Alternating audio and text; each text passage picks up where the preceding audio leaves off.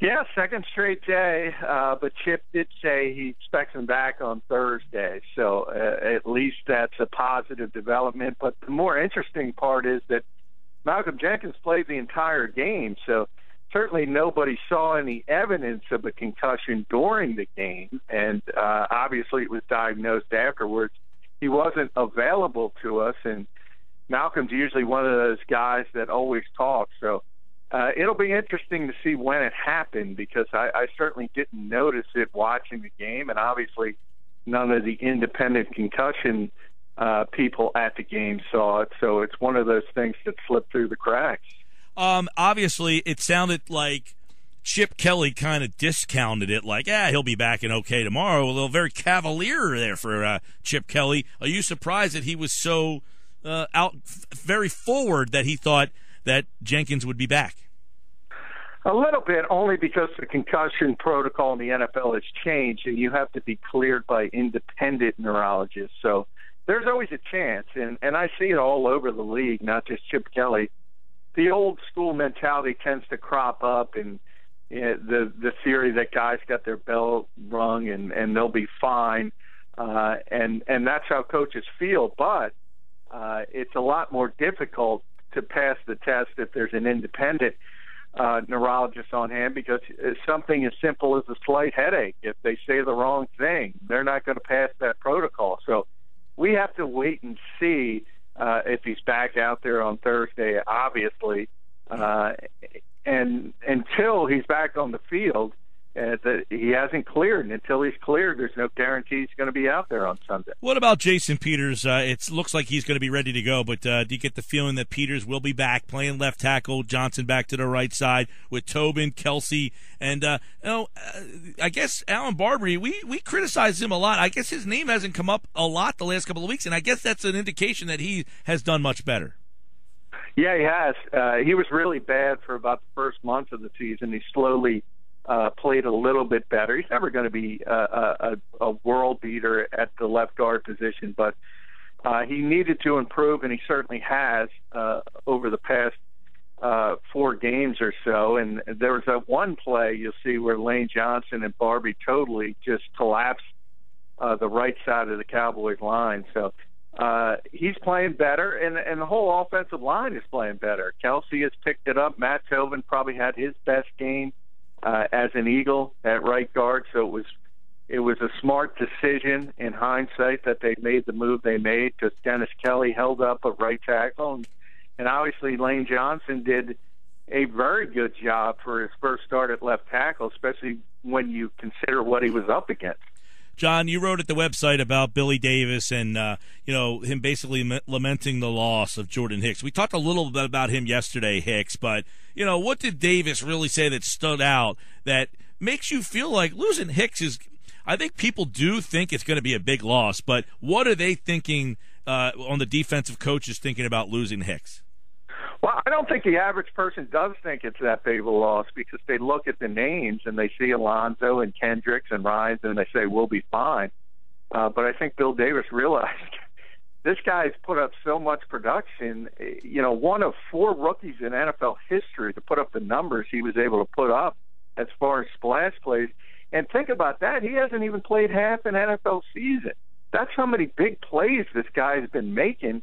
And it's almost impossible to duplicate that. So we always talk about riding the hot hand, and the Eagles certainly wanted to do that with Jordan Hicks. You could sense it. If this injury didn't take place, they would have found a way to keep him in the lineup, simply because you can't take a player who's producing like that off the field, and that's what Bill Davis was talking about. Nelson Aguilar, I heard Chip Kelly, kind of talking about him today with the injury. He said, late in the week, it kind of, acted up on him a little bit. But is the feeling that Aguilar is going to be back? And if he is, John, is he going to be a bigger part of the offense? I think he's going to be back, but I put the caveat on that I thought he'd be back last week. He certainly said he was ready to play, and he certainly looked ready to play. At the rare, times we only get to look at individual drills, so we don't see practice, but he was certainly moving around fine. And I think it's more there's a better chance he'll be back this week simply because Josh Huff played another poor game. So at some point, Chip Kelly's going to have to say, all right, Josh Huff's not getting it done. We have to go back to Nelson Aguilar, who, granted, didn't get it done in his first opportunity, but you have to keep making a change and trying to get something from someone at that outside receiver position, because it's been a concern all year, and it continues to be. And to me, at least from a ceiling standpoint, Aguilar is the best option they have.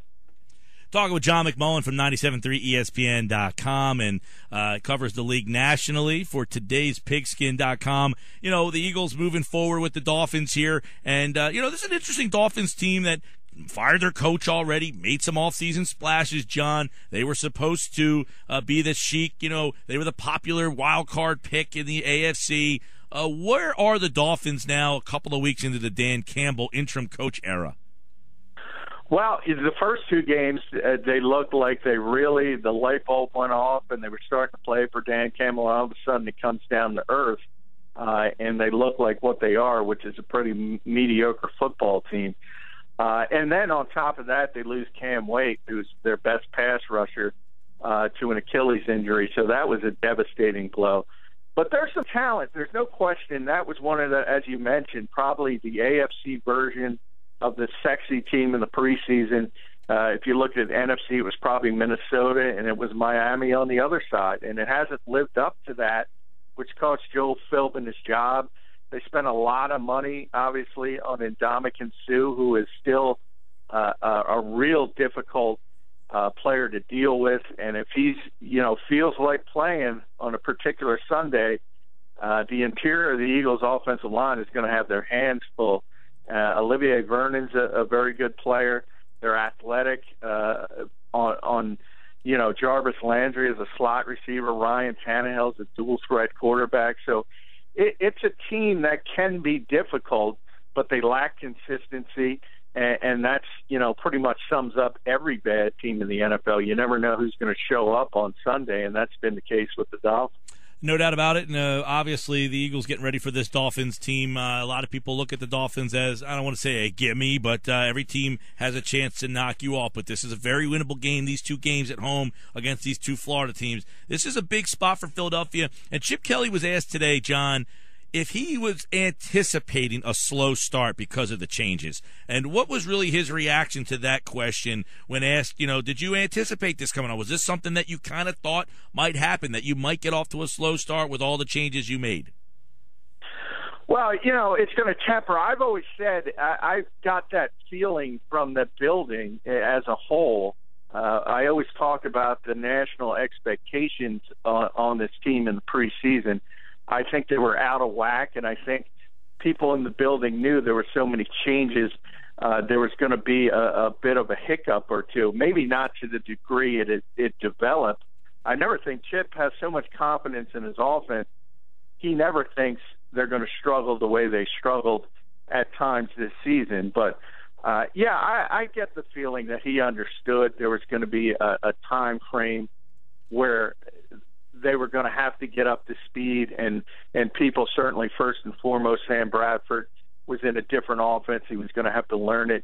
He was going to have to not only feel more comfortable about his knee and his health, but also comfort with the offense, comfort with new receivers.